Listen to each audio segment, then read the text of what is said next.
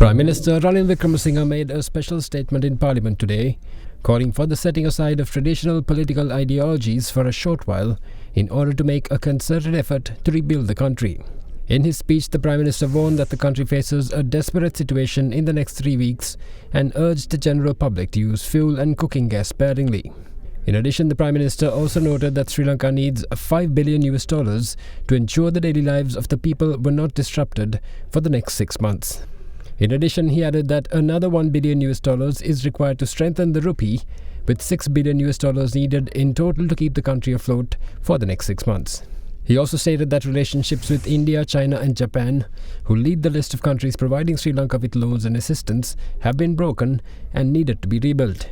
The Prime Minister also pointed out that Japan and India had agreed to supply Sri Lanka with 2 LNG power plants.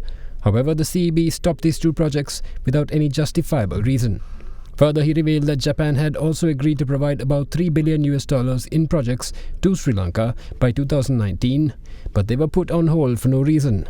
Accordingly, the Prime Minister urged the Parliamentary Committee on Public Finance to conduct an inquiry into the suspension of these projects. Meanwhile, the Prime Minister was posed the question by opposition leader Sajit Premadasa today on the fate of the debt moratoriums provided to the tourism industry and the country's struggling construction industry. The central bank has come up with a solution that will give a limited moratorium. That means there are many enterprises that don't require moratorium and they are taking cover under the moratorium blanket. They can all manage. Then there are certain number of small enterprises, large ones, which are bankrupt. In the view of the banks, can't be revived. So let's deal with it separately. Then in the center are the ones that require help. We'll bring them under the moratorium. Especially the Minister for Tourism has been speaking with me about the tourist sector, and certainly we will have to give our attention to that. Then in regard to the other matters, I think already we are discussing with the central bank and the concerned people of how do we deal with the open accounts, the letters of credit. So that has to be handled practically. We are at the moment in discussion with the Minister of Trade. It's a big issue. It is like what do you allow, what you don't. Remember that one man's finished product is another man's input. So there are conflicting claims between different enterprises, different sectors.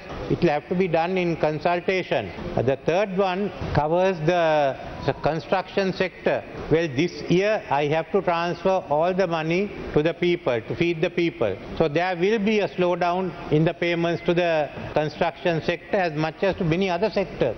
There will be a complete slowdown of payment.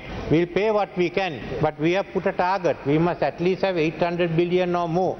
So there are going to be a large number. The leader of opposition said many people are be unemployed, a lot of people be without food. So the food program which we are initiating is to ensure that all families, even if they have no income, they will have food.